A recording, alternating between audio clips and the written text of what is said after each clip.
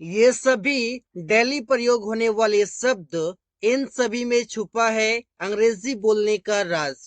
तो चलिए जानते हैं इन सभी शब्दों को कैसे प्रयोग किया जाता है।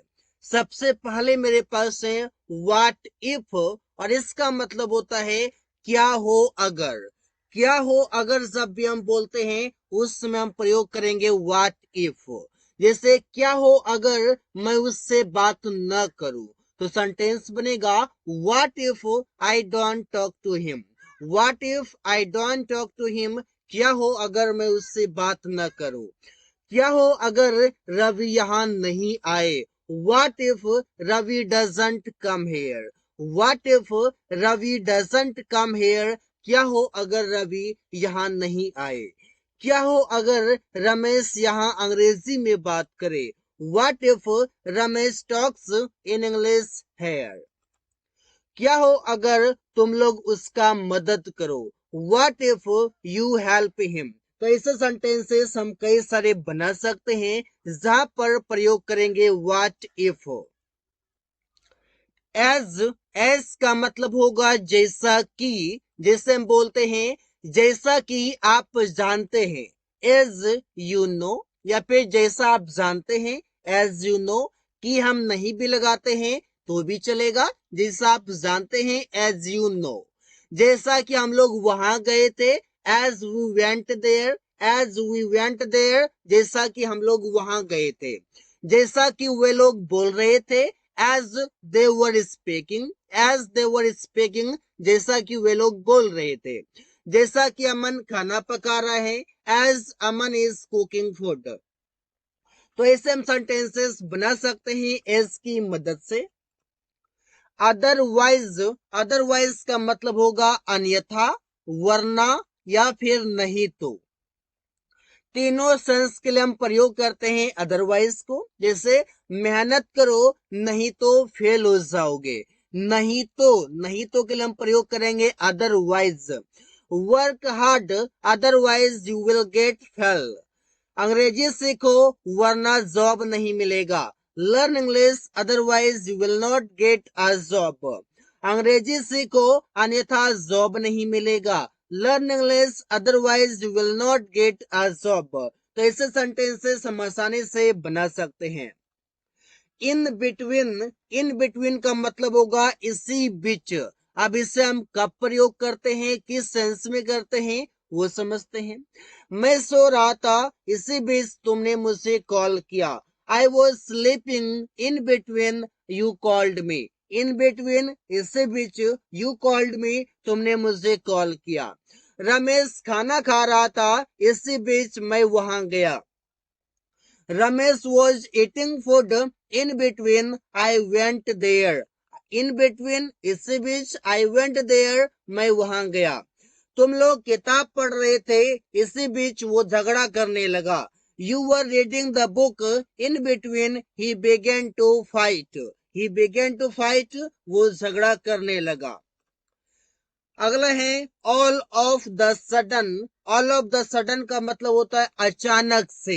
जब भी हम बोलते हैं अचानक से, तो हो जाएगा use all of the sudden. इससे अचानक से वो रोने लगी। All of the sudden she started crying. अचानक से वो डर गया। All of the sudden he got scared, या फिर ही गोट अफ्रेड। अचानक से सुरेश नीचे गिर गया। All of the sudden Suresh fell down. यहाँ पर आप जब भी बोलते हैं अचानक से, तो प्रयोग करेंगे ऑल ऑफ द सडन।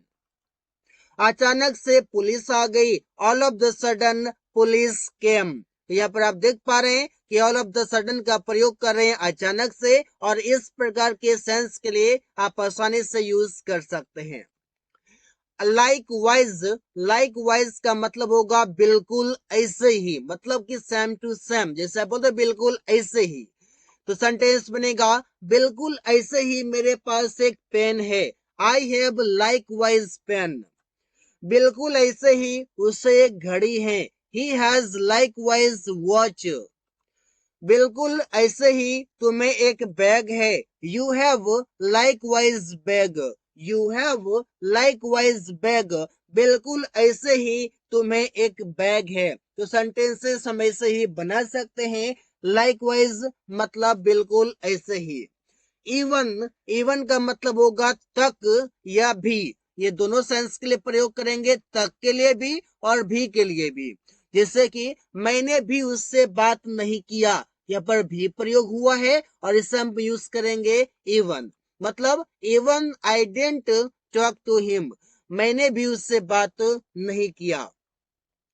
प्रिया चाय तक बनाना नहीं जानती है, यहाँ पर प्रयोग हुआ है चाय तक, चाय तक, यहाँ पर प्रयोग होगा इवन। जैसे कि Priya doesn't know how to make even tea, even tea मतलब चाय तक।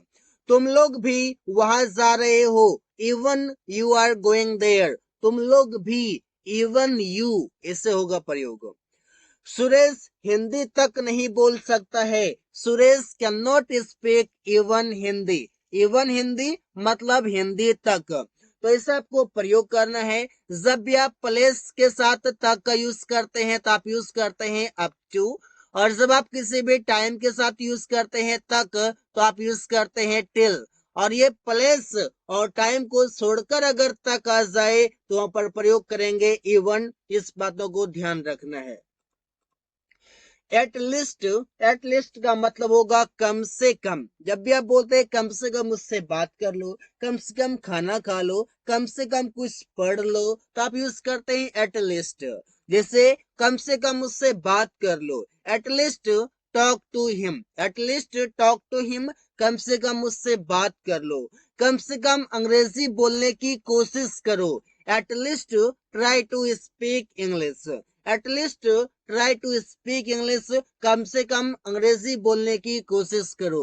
कम से कम हम लोग यहाँ सो रहे हैं, at least we are sleeping here, at least we are sleeping here, कम से कम हम लोग यहाँ सो रहे हैं। कम से कम खाना खा लो, at least eat the food, at least eat the food, कम से कम खाना खा लो।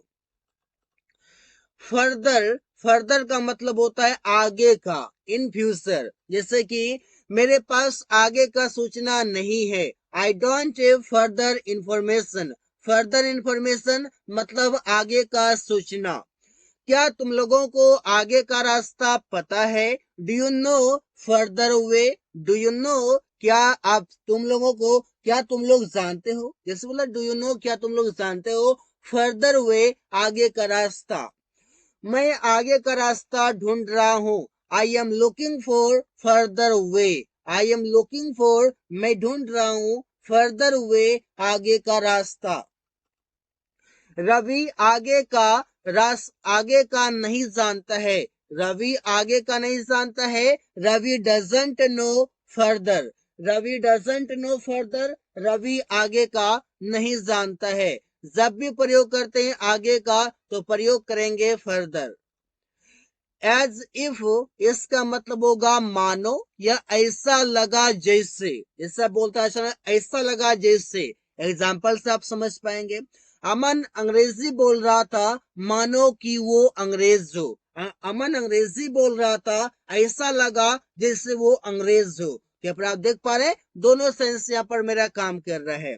तो Aman was speaking English as if he was an English man. Ramesh गाना गा रहा है मानो वो एक सिंगर हो, ऐसा लगा जैसे वो एक सिंगर हो। Ramesh is singing a song as if he is a singer. यहाँ पर आप देख सकते हैं एज इफ का प्रयोग किया जा रहा है मानो की या ऐसा लगा जैसे के लिए। रवि ने उसे पीटा मानो कि वो उसका पापा हो, रवि बेट हिम, रवि ने उसे पीटा एज इफ मानो कि ही इज हिज फादर, वो उसका पापा हो, वो उसका पिता हो।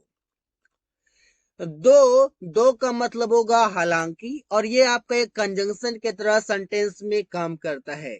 हालांकि वो अमीर है लेकिन वो कंजूस है, तो सेंटेंस बनेगा दो he is rich still he is माइजर। यहाँ पर लेकिन लिखा हुआ है, यहाँ पर आप फिर भी लिख सकते हैं, स्टिल भी प्रयोग कर सकते हैं, इवन देन भी प्रयोग कर सकते हैं। ऐसे कई सारे वर्ड्स हैं जो आप प्रयोग कर सकते हैं। हालांकि वो कमजोर है फिर भी वो दौड़ रहा है। दो ही इज वीक, हालांकि वो कमजोर है, स्टिल ही इज रनिंग, फिर भी वो दौड़ रहा है। हालांकि रमेश बीमार है फिर भी वो ऑफिस गया। Though Ramesh is ill still he went to office, फिर भी वो ऑफिस गया। ओवर एंड ओवर इसका मतलब होगा बार बार, कंटिन्यूअसली। जैसे कि तुम बार बार झूठ क्यों बोल रहे हो, why are you telling a lie over and over. Priya बार बार पैसे भूल जाती है, Priya forgets money over and over. Rohit बार बार गलती कर रोहित बार बार गलती करता है, Rohit makes a mistake over and over. Rohit makes a mistake over and over, Rohit बार बार गलती करता है। पिंकी बार बार उससे झगड़ा करती है, Pinky fights with her over and over. तो यहाँ पर आप देख सकते हैं ओवर एंड ओवर मीन्स बार बार। मोर ओवर का मतलब होगा इसके अलावे या इसके अलावा। जैसे कि इसके अलावा मैं कंप्यूटर चलाना जानता हूँ, moreover I know how to operate the computer. इसके अलावा वो बर्गर खाएगा, moreover he will eat burger. इसके अलावा हम लोग क्रिकेट खेलते हैं, moreover we play cricket. इसका प्रयोग हम तभी करेंगे जब भी कोई भी चीज हम बताते हैं और बोलते हैं इसके अलावे मैं कुछ और जानता हूं, तो जो जानता हूं मोर ओवर के साथ उसे लिख सकते हैं। परहैप्स, परहैप्स का मतलब होता है शायद। अब शायद जैसे आप हिंदी में बोलते हैं तो परहैप्स बोल सकते हैं, शायद वो आज नहीं आएगा, perhaps he will not come today. शायद वे लोग झूठ बोल रहे हैं, perhaps they are telling a lie. शायद उसके पास एक कार है, perhaps he has a car. Perhaps he has a car, शायद उसके पास एक कार है। तो इससे वाक्य आप कई सारे बना सकते हैं जहां पर आप प्रयोग करते हैं परहैप्स मतलब शायद। रवि, शायद रवि अंग्रेजी बोलना जानता है, perhaps Ravi knows how to speak English. Perhaps Ravi knows how to speak English, शायद रवि अंग्रेजी बोलना जानता है। So guys, thanks for watching. That's all for today.